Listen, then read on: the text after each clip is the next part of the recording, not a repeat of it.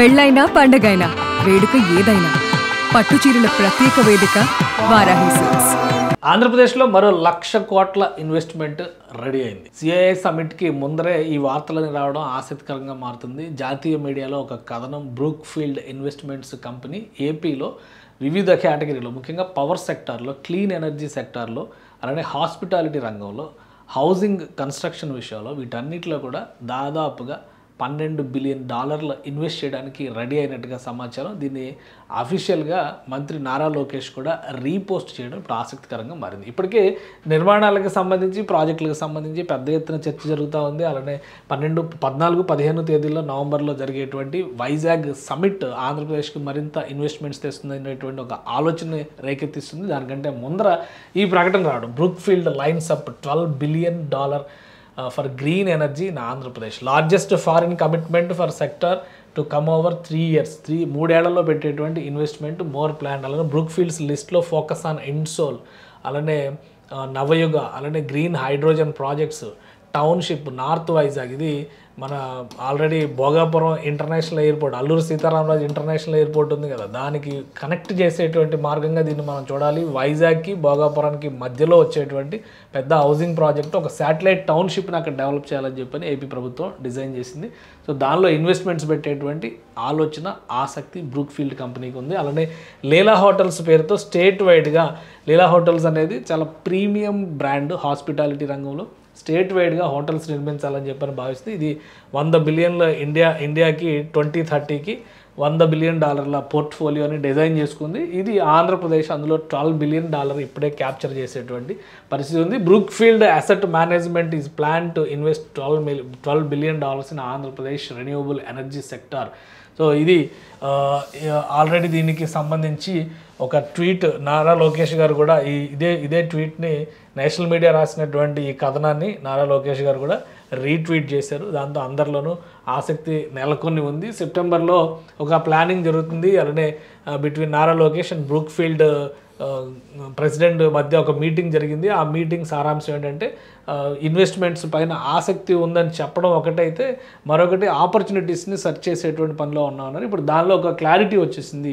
అందుకనే దాదాపు 1,00,000 కోట్ల ఇన్వెస్ట్మెంట్స్కి రెడీ అవుతుంది. అలానే అసలు ఈ బ్రూక్ ఫీల్డ్ కంపెనీ ఏంటి, దాని ప్రొఫైల్ కూడా ఒకసారి మనం చూద్దాం. ఇక్కడ బ్రూక్ ఫీల్డ్కి సంబంధించినటువంటి హోమ్ పేజ్ చూస్తే కనుక, investments, we're leading global investment firm focused on building long term wealth for institutions and individuals around the world. వీళ్ళ పని ఏంటంటే ఇన్వెస్ట్మెంట్స్ పెట్టడం, పెట్టుబడులు పెట్టడమే పని. కాబట్టి వివిధ కంపెనీలు, వివిధ ఆపర్చునిటీస్, వాటిని చూసుకుని అక్కడ ఉండేటువంటి లాభాలని లేదా ఇన్వెస్ట్మెంట్స్ ప్రోగ్రెస్ ఏ విధంగా ఉంటుంది అనేటువంటి దాన్ని దృష్టిలో పెట్టుకుని ఈ ప్రాజెక్ట్స్ అన్నింటిలో కూడా ఇన్వెస్ట్మెంట్స్ చేస్తూ ఉంటుంది ఈ కంపెనీ. సో ఈ బ్రూక్ ఫీల్డ్కి వరల్డ్ వైడ్గా కూడా క్లయింట్స్ ఉన్నారు. ప్రఖ్యాత సంస్థలు చాలా వాటిలో కూడా ఇన్వెస్ట్మెంట్స్ పెట్టింది. వాళ్ళకు ఉన్నటువంటి asset management, wealth solutions, operations business. So ఇవన్నీ వీటికి తోడు అదనంగా ద లీలా అనేటువంటి బ్రాండ్తో చేసేటువంటి hospitality, hotels, resorts, palaces designing చేసేటువంటిది కూడా ఈ బ్రూక్ ఫీల్డ్ దానిలో ఉన్నటువంటి ప్రముఖమైనటువంటి వింగ్ అనమాట. సో ఇప్పుడు ఈ లీలా బ్రాండ్ గురించి, ఢిల్లీలో ఉన్నటువంటి లీలా హోటల్స్ గురించి, అంటే ఒక 5 స్టార్ రేంజ్ హోటల్స్ గురించి మనం చూస్తుంటాం. అదే తరహాలో ఆంధ్రప్రదేశ్లో ఉన్నటువంటి కీలకమైన నగరాల్లో లీలా బ్రాండ్ హోటల్స్ని లాంచ్ చేసేటువంటి ఆలోచన కూడా చేస్తుంది ఈ బ్రూక్ ఫీల్డ్ కంపెనీ. దీనికి సంబంధించినటువంటి డేటా మొత్తం ఇప్పుడు నేషనల్ మీడియాలో వచ్చినటువంటి కథనాల్లో ఆసక్తిని, అదేవిధంగా అందులో షేర్ చేసినటువంటి వాటిని నారా లోకేష్ గారు రీపోస్ట్ చేశారు. సో ఇది అందరిలోనూ ఆసక్తి రేకెత్తిస్తున్నటువంటి అంశం.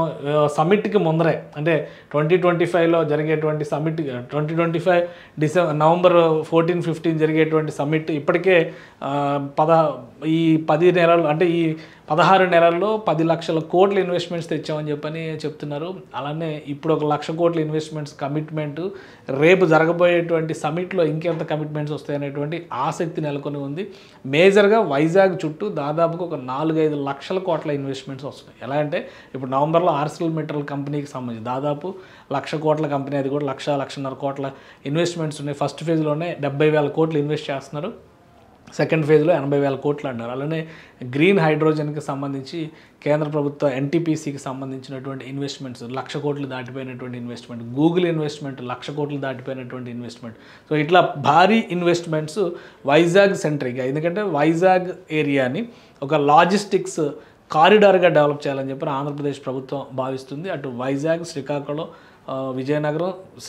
విజయనగరం, వైజాగ్, కాకినాడ వరకు ఒక పెద్ద స్ట్రెచ్ లాజిస్టిక్స్ కారిడార్ కింద దీన్ని ఆంధ్రప్రదేశ్కి సంబంధించి డెవలప్ చేయాలని భావిస్తుంది. సో ఆ సంకల్పంలో భాగంగానే పెద్ద పెద్ద కంపెనీలు, పెద్ద పెద్ద ఇన్వెస్టర్స్ కూడా ఏపీ వైపు మొగ్గు చూపుతున్నారు. ఇక సిఐఏ సమిట్లో ఎలాంటి అద్భుతాలు జరుగుతాయో చూడాలి. సుమన్ టీవీలో మీ పర్సనల్ అండ్ బిజినెస్ ప్రమోషన్స్ కోసం కింది నెంబర్కి కాంటాక్ట్ చేయండి.